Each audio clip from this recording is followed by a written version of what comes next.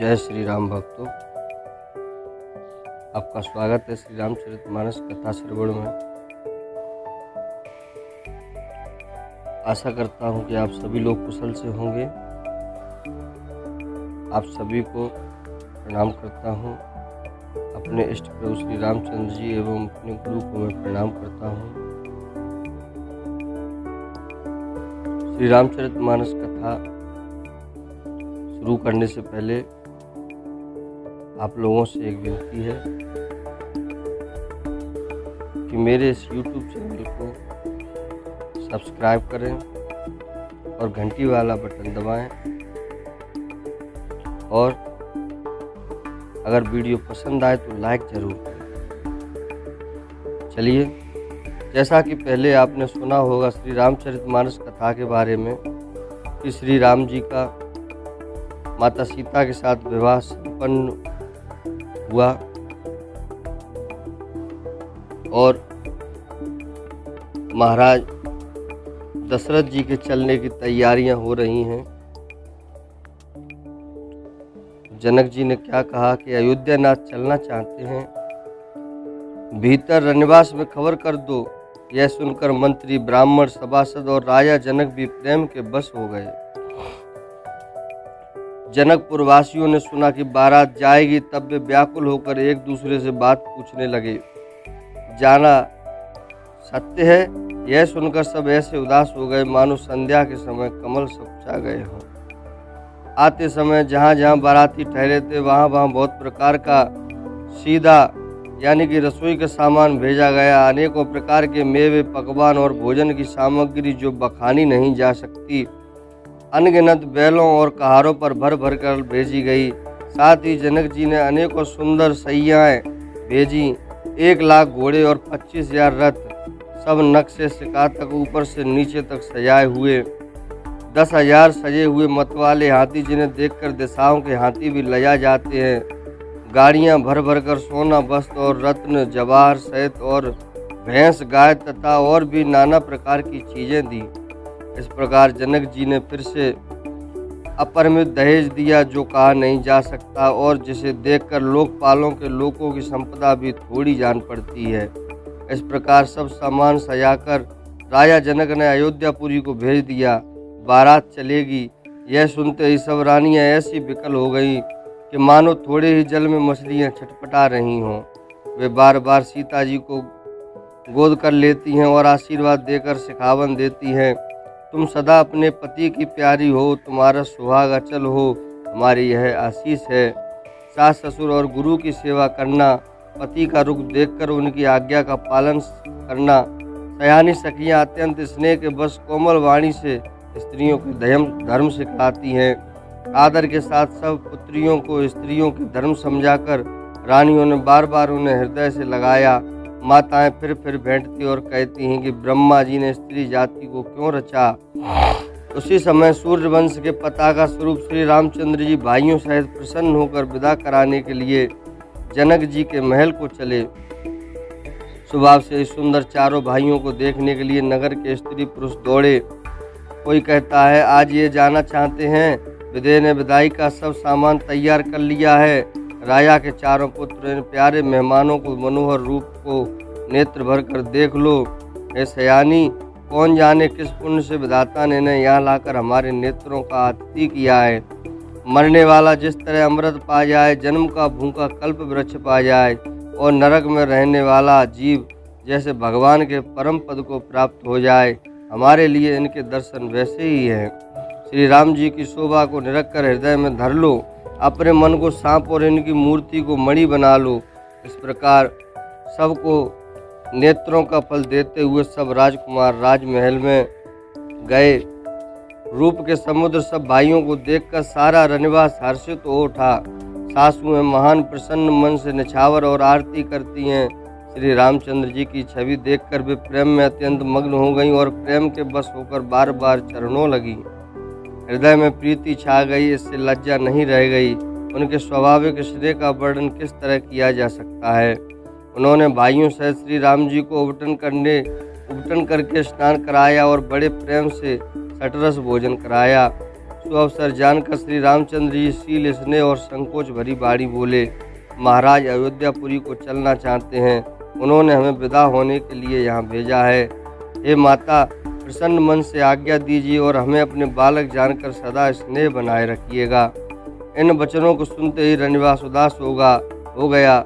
सासुएं प्रेम बस बोल नहीं सकती। उन्होंने सब कुमारियों को हृदय से लगा लिया और उनके पतियों को सौंपकर बहुत विनती करके उन्होंने सीता जी को श्री रामचंद्र जी को समर्पित किया और हाथ जोड़कर बार बार कहा, हे तात, हे सुजान, मैं बलि जाती हूँ, तुमको सबकी गति मालूम है।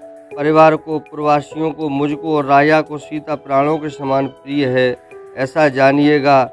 हे तुलसी के स्वामी, इसके शील और स्नेह को देखकर इसे अपनी दासी करके मानिएगा। तुम पूर्ण काम हो, सुजान शिरोमणि हो और भाव प्रिय हो, तुम्हें प्रेम प्यारा है। हे राम, तुम भक्तों के गुणों को ग्रहण करने वाले, दोषों को नाश करने वाले और दया के धाम हो। ऐसा कहकर रानी चरणों को पकड़कर चुप रह गई, मानो उनकी वाणी प्रेम रूपी दलदल में समा गई हो। स्नेह से सनी हुई श्रेष्ठ वाणी सुनकर श्री रामचंद्र जी ने सास का बहुत प्रकार से सम्मान किया। तब श्री रामचंद्र जी ने हाथ जोड़कर विदा मांगते हुए बार बार प्रणाम किया। आशीर्वाद पाकर और फिर से नवाकर भाइयों सहित श्री रघुनाथ जी चले। श्री राम जी की सुंदर मधुर मूर्ति को हृदय में लाकर सब रानियां स्नेह सहित शिथिल हो गईं। फिर धीरज धारण करके कुमारियों को बुलाकर माताएं बारंबार उन्हें गले लगाकर बैठने लगीं। पुत्रियों को पहुंचाती हैं, फिर लौटकर मिलती हैं। परस्पर में कुछ थोड़ी प्रीति नहीं बढ़ती, अर्थात बहुत प्रीति बढ़ी। बार बार मिलती हुई माताओं को सखियों ने अलग कर दिया, जैसे हाल की ब्याही हुई गाय को कोई उसके बालक या बछड़े से अलग कर दे। सब स्त्री पुरुष और सखियों सहित सारा रनिवास प्रेम के विशेष बस हो रहा है। ऐसा लगता है मानो जनकपुर में करुणा और विरह ने डेरा डाल दिया है। जानकी जी ने जिन तोता और मैना को पाल पोस कर बड़ा किया था और सोने के पिंजड़ों में रखकर पढ़ाया था, वे व्याकुल होकर कह रहे हैं, वैदेही कहाँ हैं? उनके ऐसा वचनों को सुनकर धीरज किसको नहीं त्याग देगा, अर्थात सबका धैर्य जाता रहा। सब पक्षी और पशु तक इस तरह विकल हो गए, तब मनुष्यों की दशा कैसे कही जा सकती है। तब भाइयों सहित जनक जी वहां आए। प्रेम से उमड़कर उनके नेत्रों में प्रेम आंसुओं का जल भराया। वे परम वैराग्यवान कहलाते थे, पर सीता जी को देखकर उनका भी धीरज भाग गया। राजा ने जानकी जी को हृदय से लगा लिया। प्रेम के प्रभाव से ज्ञान की महान मर्यादा मिट गई, ज्ञान का बांध टूट गया। सब बुद्धिमान मंत्री उन्हें समझाते हैं, तब राजा ने विषाद करने का समय न जानकर विचार किया। बारंबार पुत्रियों को हृदय से लगाकर सुंदर सजी हुई पालकियां मंगवाईं। सारा परिवार प्रेम में विवश है। राजा ने सुंदर मुहूर्त जानकर सिद्धि सहित गणेश जी का स्मरण करके कन्याओं को पालकियों पर चढ़ाया। राजा ने पुत्रियों को बहुत प्रकार से समझाया, उन्हें स्त्रियों का धर्म और कुल की रीति सिखाई। बहुत से दासी दास दिए जो सीता जी के प्रिय और विश्वास पात्र थे। सीता जी के चलते समय जनकपुरवासी व्याकुल हो गए।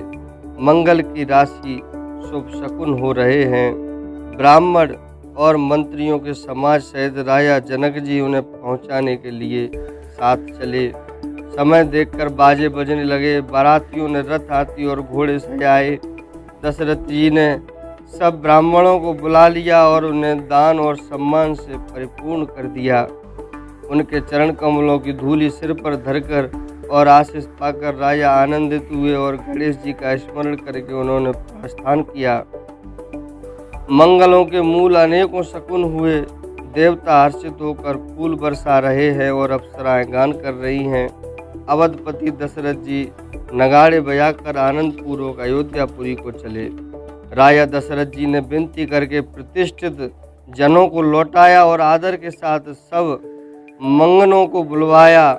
उनके गहने, कपड़े, घोड़े, हाथी दिए और प्रेम से पुष्ट करके सबको संपन्न अर्थात बलयुक्त कर दिया। वे सब बारंबार बिरुदावली बखान कर और श्री रामचंद्र जी को हृदय में रखकर लौटे। कौशलाधीश दशरथ जी बार बार लौटने को कहते हैं, परंतु जनक जी प्रेम बस लौटना नहीं चाहते।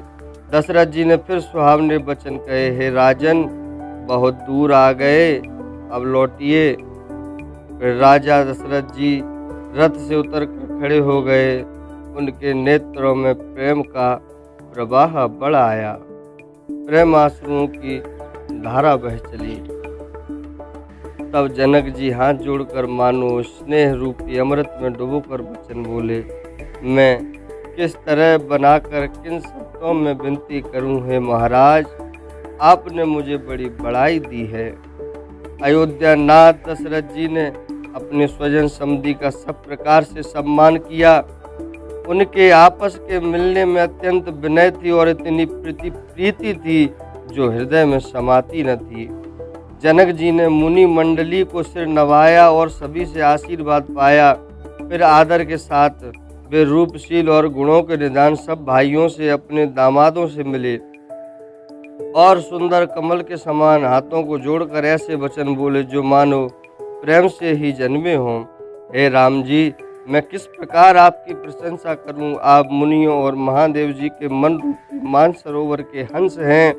योगी लोग जिनके लिए क्रोध, मोह, ममता और मद को त्याग कर योग साधन करते हैं, जो सर्वव्यापक ब्रह्म, अव्यक्त, अविनाशी, चिदानंद, निर्गुण और गुणों की राशि है, जिनको मन सहित वाणी नहीं जानती और सब जिनका अनुमान ही करते हैं, कोई तर्कना नहीं कर सकते, जिनकी महिमा को वेद नेति नेति कहकर वर्णन करते हैं और जो सच्चिदानंद तीनों कालों में एक रस रहते हैं, वे ही समस्त सुखों के मूल, मेरे नेत्रों के विषय हुए ईश्वर के अनुकूल होने पर जगत में जीव को सब लाभ ही लाभ है।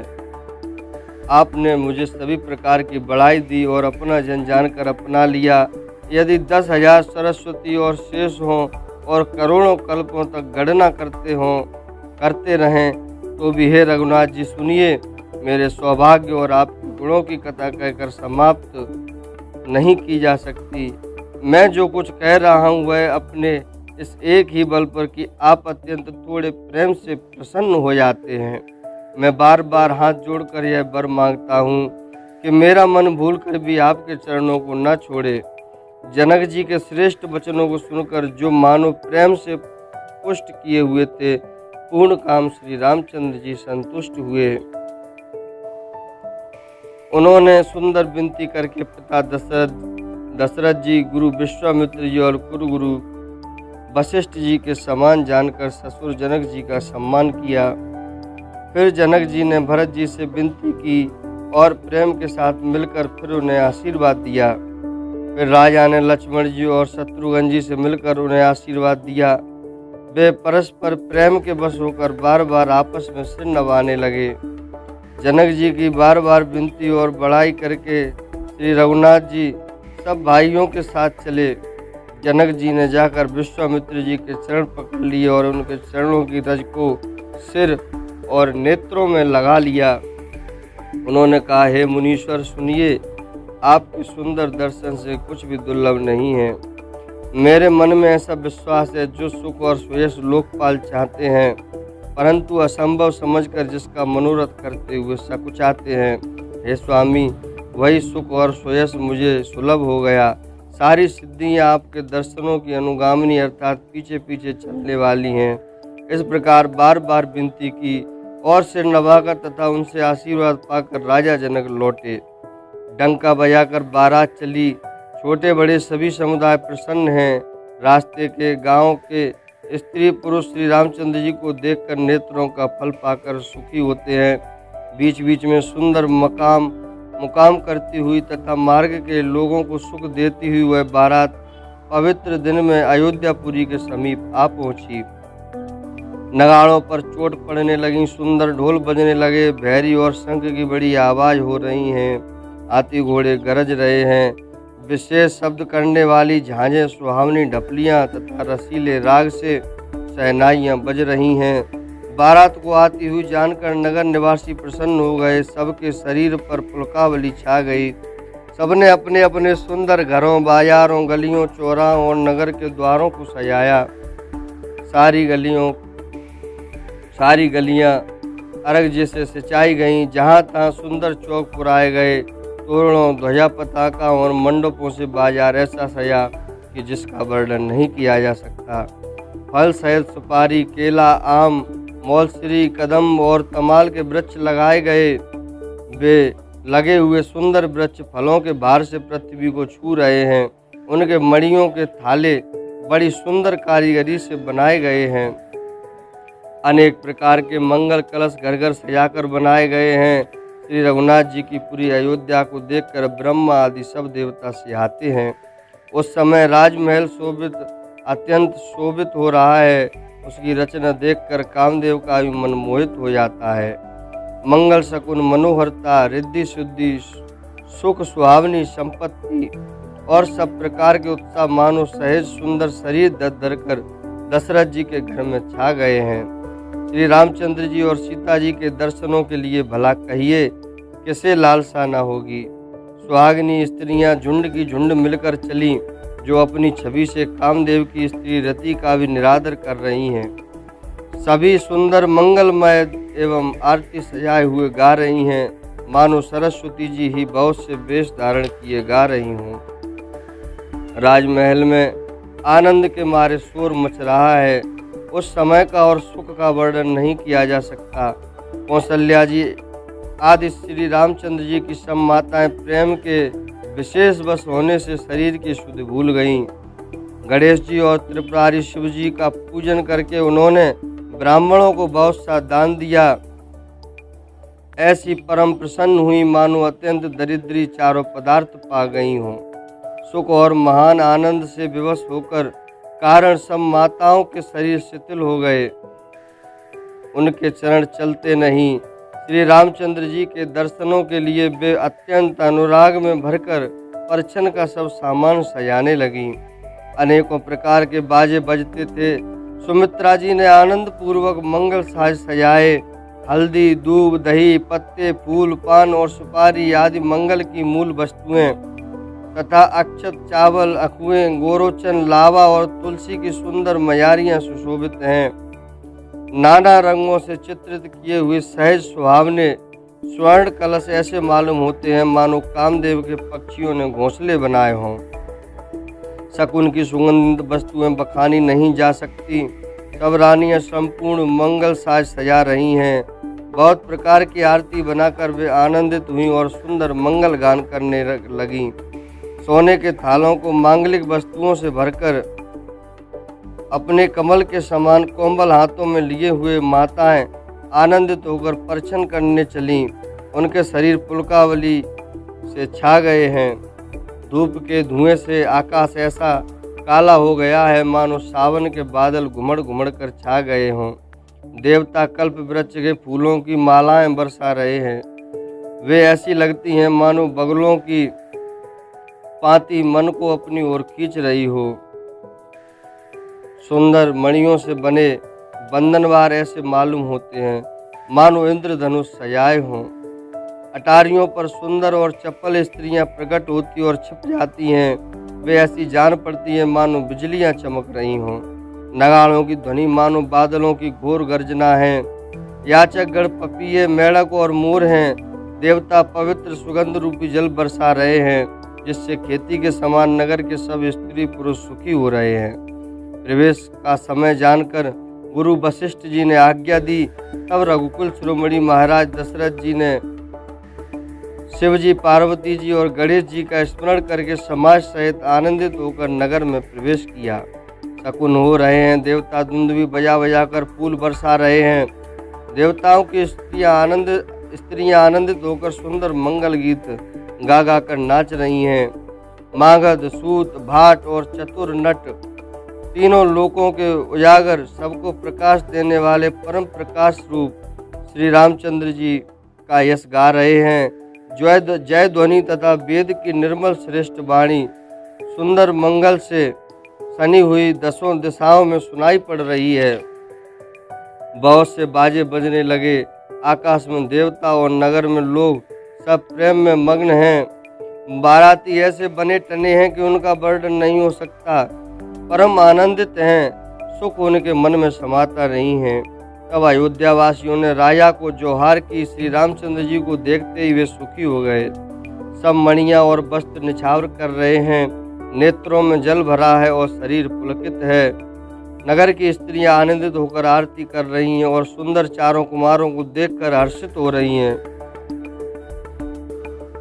पालकियों के सुंदर पर्दे हटा हटाकर वे दुल्हनों को देखकर सुखी होती हैं। इस प्रकार सबको सुख देते हुए राजद्वार पर आए। माताएं आनंदित होकर बहुओं सहित कुमारों का परीक्षण कर रही हैं। वे बार बार आरती कर रही हैं। उस प्रेम और महान आनंद को कौन कह सकता है।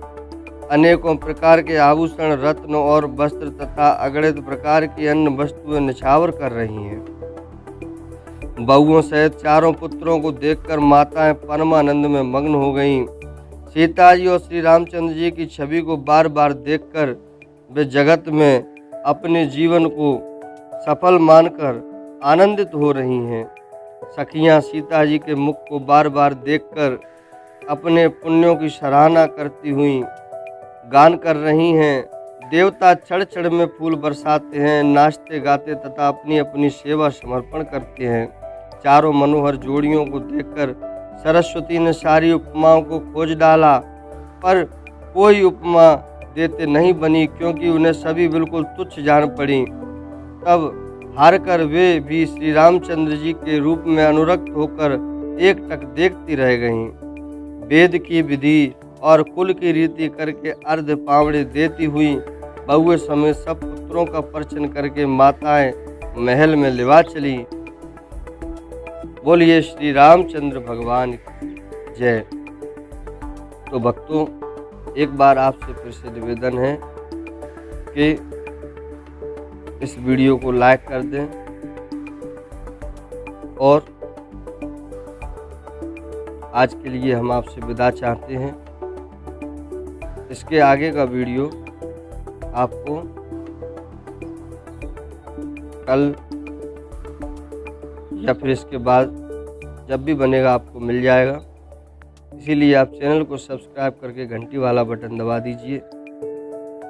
और अब हम आपसे विदा चाहते हैं और आपको जो भी त्रुटि लगे उसके लिए क्षमा चाहते हैं।